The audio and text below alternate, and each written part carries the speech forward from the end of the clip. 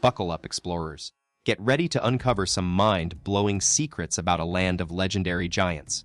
For centuries, travelers have been spellbound by tales of Patagonia's colossal past, whispers of a mystical realm where titans roamed free. But did these gargantuan beings really call this unforgiving landscape home?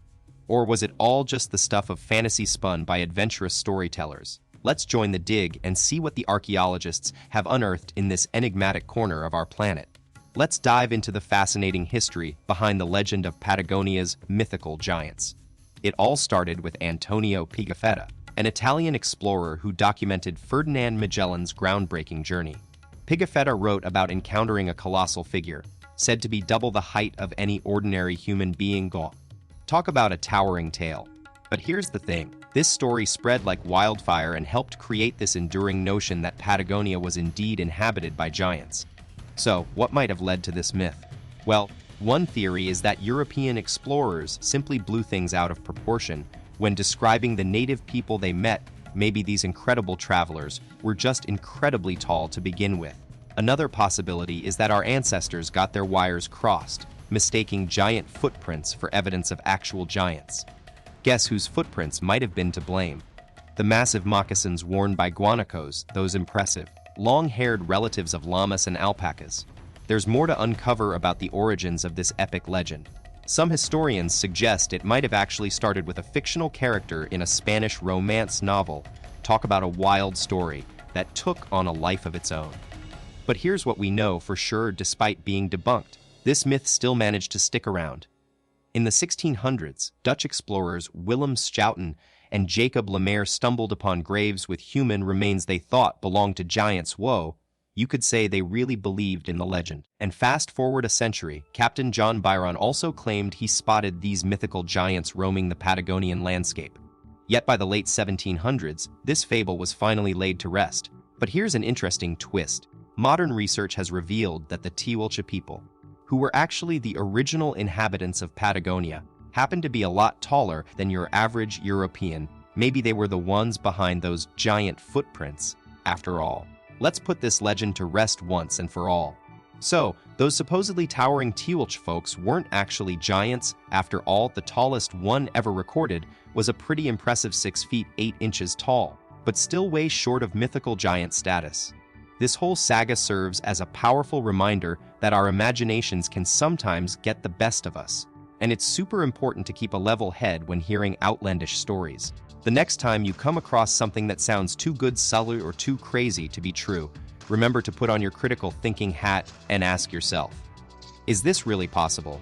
And now, let's get back to the real story of Patagonia. Who were these early inhabitants? Anyway, fast forward to around 11,800 to 9,500 BC, when the very first human societies made their way to Patagonia, marking the beginning of an incredible story. These early settlers called the Central Plateau home, a dramatic landscape featuring towering basalt plateaus, ancient petrified forests, and deep ravines. 3 key sites, Casa del Monero, Cuvetnil, and Cerro Tres Tatus, hold secrets about these ancient folks, and what archaeologists have uncovered is nothing short of fascinating. At Cuvetnil, they found the skeletal remains of a jaguar and a small horse. Yes, you read that right, horses were roaming Patagonia way before the Spanish introduced them in the 16th century. The discovery at Casa del Monero is equally exciting, with evidence of hearths and lithic tools alongside remnants of guanacos and gray foxes. Let's dive deeper into what life was like for our ancient Patagonian friends. Some creatures they shared their home with are still thriving today. Take the guanacos, for example.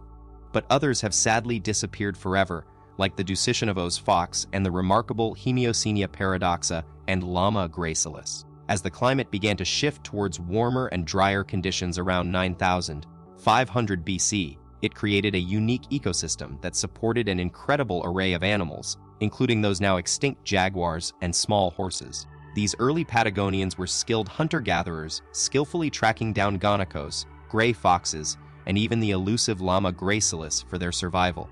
Now let's get into the cool stuff, how our ancient Patagonians lived and what they made. They didn't waste any part of these amazing animals. Even their bones became essential tools and weapons for survival. And then there are the incredible rock paintings that give us a peek into their world. These vivid images show us animals, exciting hunting scenes, and mind-blowing geometric designs. But here's the interesting part, each of the three sites had its own unique purpose.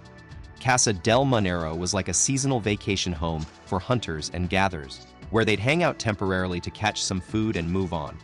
Cuvatnal, on the other hand, was more of a permanent address, where families lived together for longer periods of time. And here's where things get truly fascinating. Serotrestetas was more than just a hangout, it was actually a sacred place for rituals and wild celebrations. Can you imagine being part of these ancient ceremonies? The discovery of these three sites has given us an incredible glimpse into the lives of the very first human societies in Patagonia. We've learned that they were total rock stars. Expert hunters, talented gatherers, and super creative with their cultural expression.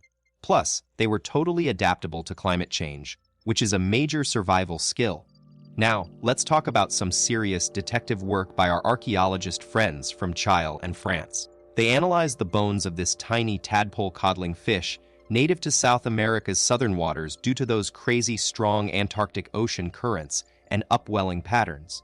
Guess what they found out? The ancient people in Patagonia had a super consistent seasonal fishing routine. Now, let's dive into some seriously cool science. Our researchers used an awesome method called dendrochronology. That's tree ring analysis for you non-tree nerds. But they didn't look at trees at all. Instead, they examined the fish bones. Yep, it might sound a bit weird, but this technique lets them figure out how old the fish were and what their life story was like just by looking at those annual growth patterns in their bones. But here's the thing, these researchers weren't just fishing around for info. They dug up tadpole-coddling bones from ancient food waste heaps called middens, scattered across the Strait of Magellan. And that's not all. By studying these layers of shells and fishy scraps, archaeologists can actually piece together what life was like in those communities thousands of years ago. The samples for this study are super diverse, spanning a whopping range of thousands of years. Talk about taking it back to the good old days. So, let's go back in time, way back, like over 11,700 years ago. That's when our ancient Patagonian friends were living their best lives, and these researchers are giving us a sneak peek into what that looked like. They dug up tadpole-coddling bones from different eras, and what they found is pretty fascinating. It seems people were fishing these fish all year round, but with some places focusing on colder months, while others went for the warmer ones. Why? Maybe it was because of other food sources showing up or disappearing, fish migrating at different times, or climate changes that made things tricky. It's like they were constantly adjusting their fishing game to stay on top. But here's the cool part. Some communities didn't stick around all year. Instead, they'd travel to new spots and adapt to the changing conditions. This nomadic lifestyle might have been a total lifesaver when it came to surviving Patagonia's wild climate. So, what can we learn from these prehistoric pros? Well, it turns out that people in ancient Patagonia were seriously skilled fishers who knew how to roll with the punches and make the most of what nature gave them. Their stories give us a glimpse into their lives, showing just how tough, yet totally awesome they were. That's a wrap, but before we go, let's talk about why this ancient fishing story matters now.